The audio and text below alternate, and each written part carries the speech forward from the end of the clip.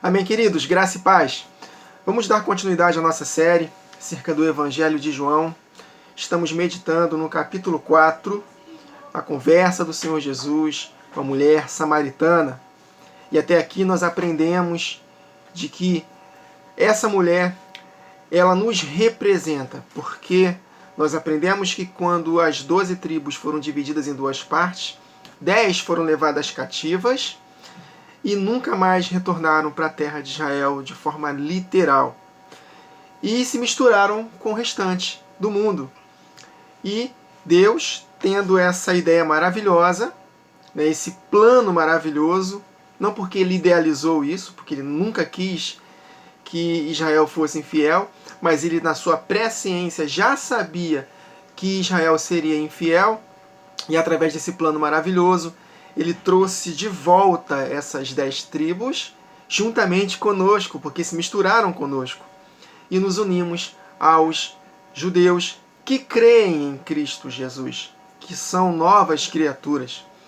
Então esse entendimento, esse mistério da divisão das 12 tribos em duas partes, em duas casas, e da sua reunificação através do corpo de Jesus, de fato é uma revelação maravilhosa, nos faz desbloquear muitas verdades na palavra de Deus. Se nós não tivermos esse entendimento, nós vamos ficar capengas no entendimento da palavra e vamos aceitar muitas doutrinas erradas no meio das igrejas que infelizmente fecham o nosso coração para desbloquearmos os mistérios da palavra de Deus.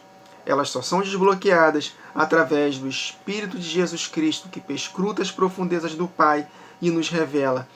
Mas ele só vai nos revelar se nós meditarmos nas Escrituras com o coração totalmente voltado para a palavra de Deus, independente do que esteja acontecendo lá de fora, independente se nós vamos perder regalias, se nós vamos perder tapinha nas costas, reconhecimentos humanos, reconhecimentos de ministérios, reconhecimento disso, daquilo. Nós não nos envolvemos com a palavra de Deus com essa motivação.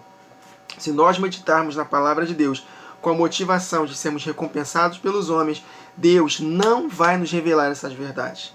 E se nós estivermos com o coração preso a livros escritos, não estou dizendo que todos os livros escritos extrabíblicos não são verdade, mas te garanto, meus irmãos, eu já li muitos livros, eu aprendi muito mais a palavra lendo a Bíblia mesmo, direto, com o coração totalmente voltado. Então, tem muitos ensinos errados em muitos livros. Por quê? Porque quem escreve livros leu de outros livros. E quem escreveu esses outros livros também leu de outros. É como se fosse um telefone sem fio, se é que eu posso dizer assim, né? Aí vai um ensinando o outro, ensinando o outro, ensinando o outro, e a palavra não chega da forma correta. Então, estamos num tempo que nós precisamos investir nosso tempo, nós mesmos, com as nossas Bíblias. Nós temos a unção que vem do Santo, nós temos o Espírito de Jesus Cristo em nós, que perscruta as profundezas do Pai e nos revela. Ele quer nos falar mais abertamente acerca do Pai. Ele quer nos revelar alimentos sólidos para que nós possamos degustar desse alimento. Meus irmãos, o leite é importante, mas nós estamos num tempo em que nós precisamos de alimento sólido para que possamos ter a capacidade de discernirmos o bem e o mal. Nós precisamos, meus irmãos, ser cheios da palavra. Então, mensagens de autoajuda, mensagens da teologia da prosperidade, mensagens agora, dessa teologia do coaching que infla o nosso ego, uma mensagem antropocêntrica, uma mensagem que gera em nós uma expectativa de crescermos do lado de fora. Esse tipo de mensagem não vai nos preparar para o tempo do fim. A palavra de Deus quer nos revelar as suas verdades. Então, se nós lermos nossas Bíblias na perspectiva dessas doutrinas, nós não vamos compreender a palavra. Da mesma forma, eu estou ensinando recentemente sobre a Trindade. Na verdade, são vídeos já gravados há 1 ano, que eu já gravei esses vídeos. Estou apenas repostando no meu canal. Falando acerca da Trindade, se nós lermos a palavra na perspectiva da Trindade, nós não vamos entender Deus. por isso que eles falam, né? Eu também já fui trinitariano, meus irmãos. E eu não compreendia Deus. Sempre achei um mistério. Mas quando o próprio Espírito me ensinou a palavra, eu mesmo lendo a Bíblia, aí sim eu comecei a ler a Bíblia na perspectiva correta e deixar que a própria Bíblia interprete para mim o que ela quer dizer. E aí, livre dessa mentalidade da Trindade, aí eu consegui entender. Estou progressivamente compreendendo ainda mais quem é o nosso Deus. Então, o mistério, a Trindade é chamada de um mistério porque ela não pode explicar Deus. Porque a Bíblia não deixa eles explicarem a Trindade. A Bíblia refuta a Trindade de Gênesis a Apocalipse. Mas, eu não consigo explicar, é mistério. Vai ser mistério mesmo, porque não tem como explicar Deus na ótica de 3. Deus é só 2. E mesmo assim, o Pai é maior que o Filho. Nós já aprendemos sobre isso. Você que acompanha meu canal está aprendendo. Enfim, não sei nem porque eu estou falando isso, mas eu creio que é inspiração do Espírito Santo. Amém, queridos? Então vamos dar continuidade a partir do verso 15. Na última gravação nós finalizamos o verso 13.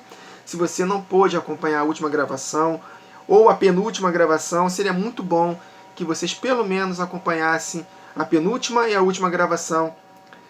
E vamos emendar agora aqui a partir do verso 15, porque é tudo dentro de um contexto só. Talvez se vocês me escutarem agora, não vão compreender se escutarem pelo menos as duas últimas gravações. Então vamos lá. João 4, a partir do verso 15. Disse-lhe a mulher: Senhor, dá-me dessa água, para que eu não tenha mais sede, nem precise vir aqui buscá-la. No contexto, Jesus estava oferecendo para ela uma água viva. Ela estava compreendendo tudo de forma natural, mas Jesus estava falando de forma espiritual, profética para ela, que ele, a água viva, ele veio para trazer essas 10 tribos de volta através do corpo dele. E junto com os judeus, experimentarem da vida eterna. A presença dele é a vida eterna. Ele é a vida, meus irmãos. Quem tem Jesus tem a vida. Amém? E nós devemos perseverar até o fim para que possamos alcançar definitivamente a salvação das nossas almas na ocasião da volta de Jesus. Então ela pediu, me dá essa água então, para que eu não precise ter o trabalho de vir aqui buscar. Você disse que vai me dar uma água que vai matar minha sede definitivamente. Só que Jesus estava falando acerca dele próprio, do Espírito que fluiria dele, que é a água viva. Verso 16, disse-lhe Jesus... É interessante, olha a resposta de Jesus, meus irmãos.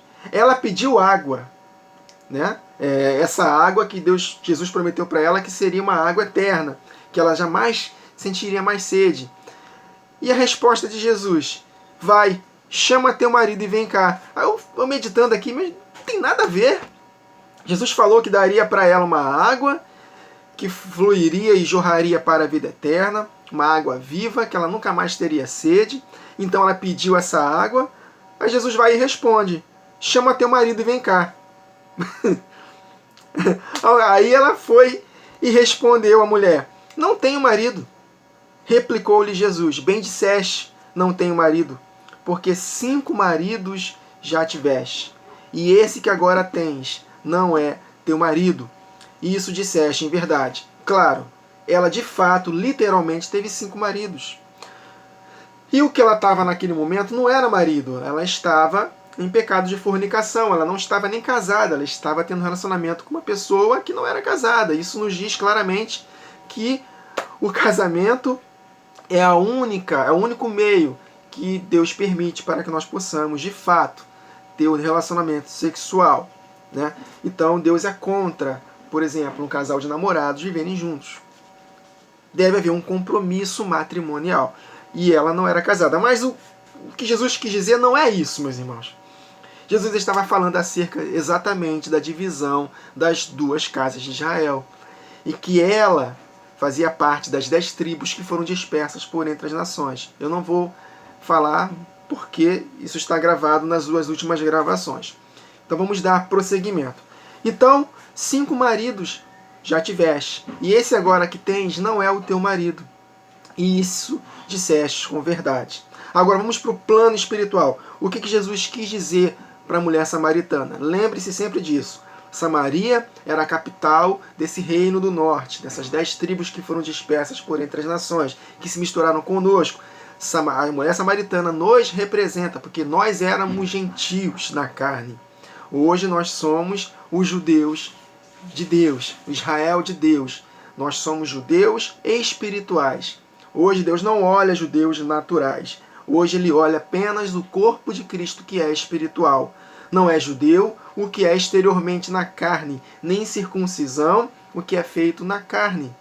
Mas judeu é o interior e circuncisão é pelo Espírito. Amém, queridos? O povo de Deus hoje, Deus enxerga apenas um povo, o povo espiritual. Entendam isso, meus irmãos. Não tem dois povos, judeus de sangue e o resto do mundo. É um só.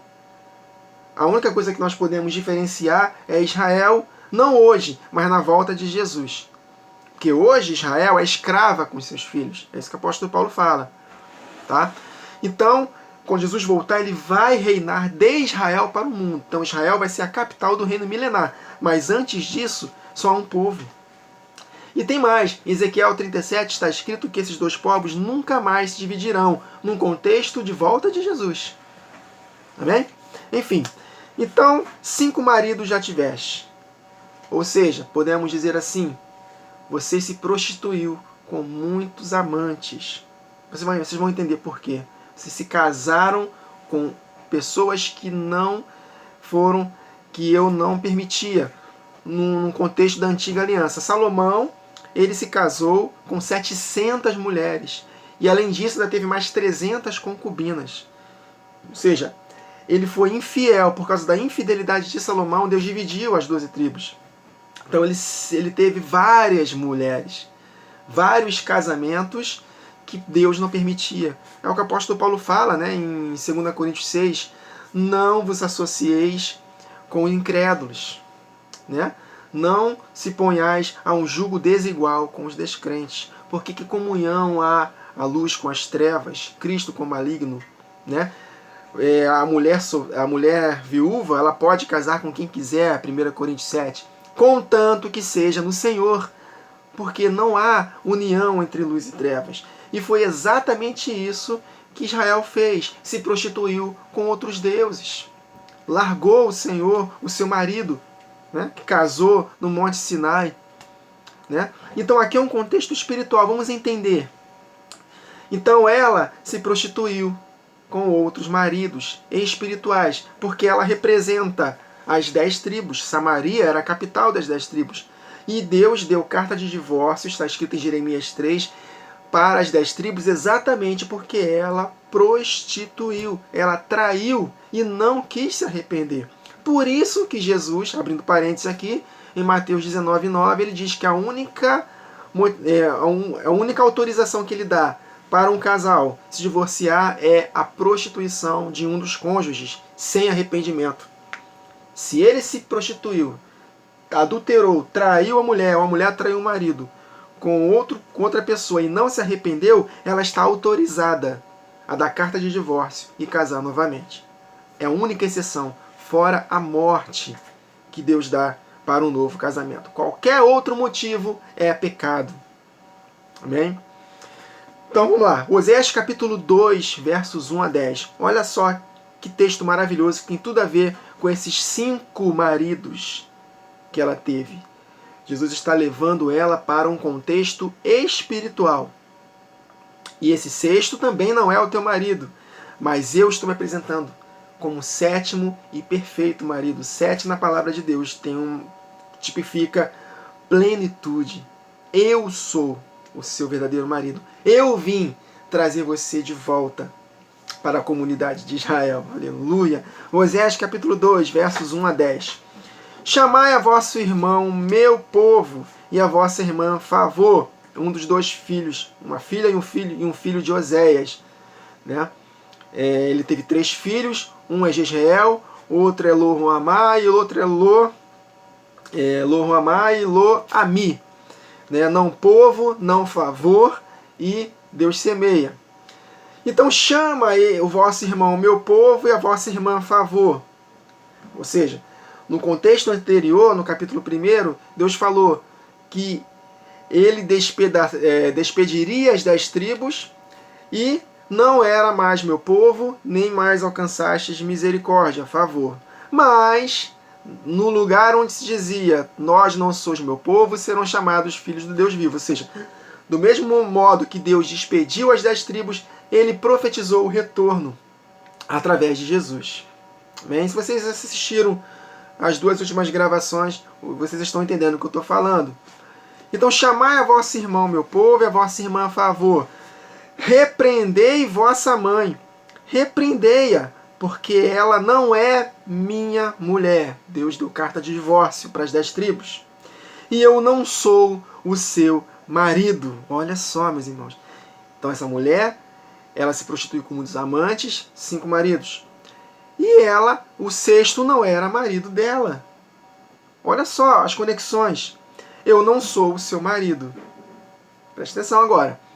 Para que ela afaste as suas prostituições de sua presença e os seus adultérios de entre os seus seios, para que eu não a deixe despida e a ponha como no dia em que nasceu, e a torne semelhante a um deserto, e a faça como terra seca e a mate a sede, e não me compadeça de seus filhos, porque são filhos de prostituições, pois sua mãe se prostituiu, o reino do norte. Aquela que os concebeu ouve-se torpemente, porque diz, irei atrás de meus amantes, que me dão meu pão e a minha água, a minha lã e o meu linho, e o meu óleo e as minhas bebidas. Ou seja, eles se venderam para poder desfrutar de prazeres transitórios do pecado. Totalmente contrário do exemplo de Moisés, né, que em Hebreus capítulo 11, está escrito que Moisés abriu mão de ser chamado filho da filha de Faraó, né, preferindo sofrer com o povo de Deus do que desfrutar dos prazeres transitórios do pecado, porque contemplava a recompensa eterna. E é exatamente o que as 10 tribos de Israel não fizeram. As outras 2 tribos também foram infiéis, mas só não foram dispersas e retornaram depois do cativeiro por causa da promessa de que Jesus teria que vir da tribo de Judá, só por causa disso. Por isso que o apóstolo Paulo, nesse contexto da divisão das 12 tribos, ele fala, todos pecaram e carecem da glória de Deus. Todos foram infiéis, as 12 tribos foram infiéis, mas por causa de Jesus ele conservou puro as 2 tribos, Judá e Benjamim. Continuando, portanto, eis que cercarei o seu caminho com espinhos e levantarei um muro contra ela, para que ela não ache as suas veredas. Lembra que o apóstolo Paulo, em Efésios 2, escreveu que havia um muro de separação que dividia judeus de Samaria? Esse muro foi Deus que levantou, queridos. Ele quem dividiu as 12 tribos. Nós meditamos isso na penúltima parte, quando nós lemos lá em 1 Reis 11, 1 Reis 12, né, no contexto da divisão das 12 tribos, nós vimos que foi Deus quem dividiu, porque ele planejava trazer de volta espiritualmente para se juntar com as outras 2 tribos que creem em Cristo, espirituais, para formarem um novo povo. Amém? Então, porque eis que cercarei o seu caminho com espinhos e levantarei um muro contra ela para que ela não ache as suas veredas. Ela irá em seguimento de seus amantes, porém não os alcançará. Buscá-los-ás, sem contudo os achar. Então dirá, irei e tornarei para o meu primeiro marido, porque melhor me ia então do que agora. Arrependimento. Tornar para o primeiro marido é voltar ao primeiro amor. Olha só, meus irmãos. Voltar para o verdadeiro casamento. Deus casou com seu povo no Monte Sinai, mas o povo foi infiel. Mas Jesus Cristo, ele trouxe de volta, meus irmãos, essas 10 tribos que foram dispersas. Lembra que o Senhor Jesus falou em João 10? Até anotei aqui, ó, João 10, 16. Ainda tenho outras ovelhas que não são desse aprisco. Também me convém agregar a estas. E elas ouvirão a minha voz, e haverá um só rebanho e um só pastor. A união das 12 tribos espirituais. Por isso que Tiago, no capítulo 1, verso 1, ele fala, as 12 tribos dispersas por entre as nações. Saudações. Está falando para a igreja. 12 tribos dispersas por entre as nações. Esse é o verdadeiro povo de Deus. Ele continua: ela, pois, não soube que eu é que lhe dei o trigo, o vinho, o óleo, e lhe multipliquei a prata e o ouro que eles usaram para Baal, por causa da infidelidade. Eu dei tudo isso e vocês pegaram tudo isso que eu te dei para poder adorar Baal, adorar Satanás. Portanto, tornar-me-ei e reterei a seu tempo o meu trigo e o meu vinho, e arrebatarei a minha lã e o meu linho que lhe deviam cobrir a nudez. Nudez é falta de santidade, é andar em pecado. Quando nós nos vestimos é porque nós estamos andando em santidade. Vestes na palavra de Deus tem a ver com santidade, com obediência. Quando nós estamos com as roupas sujas ou nus, é porque estamos andando em pecado, sem arrependimento. Agora, quando nós estamos vestidos de Deus, da armadura dele, enfim, vestidos com vestes de justiça, é porque nós estamos perseverando em praticar o bem, praticar a palavra de Deus. Amém, queridos? Então, espiritualmente, nudez é pecado e cobrir a nudez, vestes, tem a ver com andar em santidade. Portanto, tornar-me-ei e arreterei a seu tempo meu trigo, meu vinho, e arrebatarei a minha lã e o meu linho que lhe deviam cobrir a nudez. Agora, descobrirei as suas vergonhas aos olhos dos seus amantes, e ninguém a livrará da minha mão. Num contexto em que Deus havia dado carta de divórcio para as 10 tribos, mas no mesmo contexto, Deus estava prometendo trazer de volta. Amém, queridos? Olha só, um pouquinho antes, Oséias 1:10. Todavia, o número dos filhos de Israel será como a areia do mar. No contexto aqui, as 10 tribos, cuja capital era Samaria, que se misturaram conosco. Então, nós estamos inseridos aqui. Então, o número dos gentios, podemos dizer assim, será como a areia do mar, que não se pode medir, nem contar. E acontecerá que no lugar onde se lhe dizia, verso 11, vós não sois meu povo, se lhe dirá, vós sois filhos do Deus vivo. Porque nós voltamos, amém, meus irmãos, através do corpo de Jesus. Olha só, então nós somos hoje o povo de Deus. Nós voltamos para Ele. 1 Pedro 2, 9 e 10. Quem é o povo de Deus hoje? Vós. Ele está falando para a igreja, para os gentios, e ele também era, embora judeu, ele também estava incluído, porque o povo de Deus é um só. O próprio Pedro, que teve dificuldade de entender esse mistério. Tanto que em Gálatas 2, o apóstolo Paulo resistiu ele na face, na frente de todos, porque ele estava fazendo uma diferenciação entre gentios e judeus. Tá? Mas Pedro, quando escreveu essa carta aqui, ele já havia entendido esse mistério. E nós estamos entendendo que não há dois povos, Israel e o resto do mundo. Não. Um povo só espiritual. O corpo é de Cristo e é espiritual.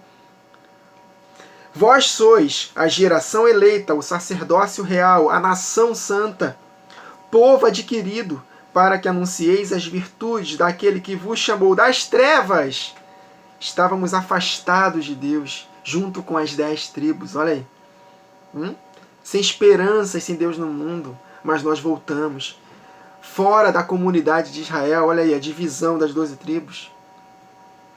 Por isso que Jesus, mais para frente, vai falar para a mulher samaritana, vocês adoram o que não conhecem. Nós adoramos o que conhecemos, porque a salvação vem dos judeus. Porque para eles ainda estava confiado as alianças, né, os cultos, enfim, mesmo eles sendo infiéis. Mas por causa de Jesus Cristo, eles foram conservados puros. Então eles adoravam o que conheciam. De fato, era em Jerusalém que deveriam adorar. Aquele culto que eles faziam em Samaria era errado, porque eles tinham recebido carta de divórcio. Então Deus não ouvia mais as suas adorações, porque eles foram dispersados. Amém? Mas Jesus estava se apresentando para a mulher samaritana como o marido perfeito que ia trazê-los de volta através da cruz. Aleluia! Então, vós sois a geração eleita, o sacerdócio real, a nação santa, povo adquirido, para que anuncieis as virtudes daquele que vos chamou das trevas para a maravilhosa luz. Vós, que em outro tempo não erais povo, olha aí, um dos filhos de Oséias, não povo, mas agora sois povo de Deus, e que não tinhas alcançado misericórdia, não misericórdia, um outro filho de Oséias, agora alcançastes misericórdia. Tá vendo, meus irmãos? Olha só quando nós compreendemos a divisão das 12 tribos, como nós desbloqueamos essas verdades. E os apóstolos entendiam isso. Então, ele está fazendo uma associação a Oséias, capítulo 1, Oséias capítulo 2, que nós lemos aqui hoje. Vocês não eram povo, não tinham alcançado misericórdia. Lo amá, né? Eu até escrevi aqui, os filhos de Oséias, não escrevi hoje não. Mas lo ami e lo amá. Não povo e não misericórdia. Fazendo uma associação às 10 tribos que foram dispersas. Vocês não são mais meu povo. Vocês não alcançaram mais misericórdia. Entretanto, esses filhos vão se congregar novamente. E no lugar onde se dizia, não és meu povo, serão chamados povo de Deus. E Pedro está falando exatamente o que está em Oséias. Então nós somos o povo de Deus. Amém, queridos?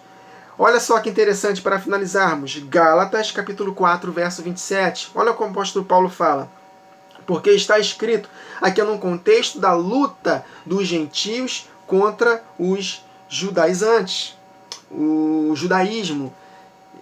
O povo que diziam que para eles serem salvos tinham que se circuncidar, praticar todos aqueles ritos cerimoniais, que em Cristo Jesus é o cumprimento.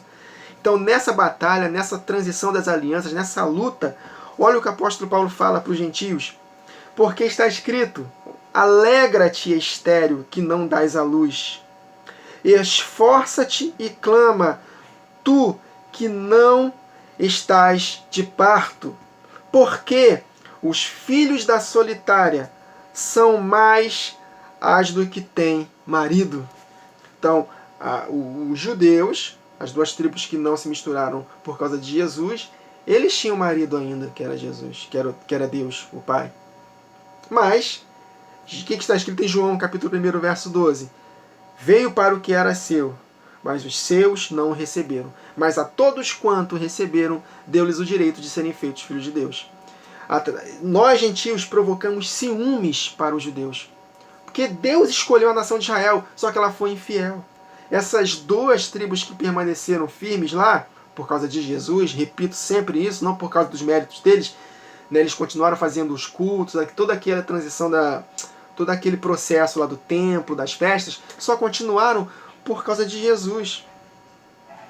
Então, nós que estávamos afastados da comunidade de Israel, sem marido, porque nós recebemos carta de divórcio, nós devemos nos alegrar, porque o nosso marido nos resgatou. Jesus Cristo nos resgatou.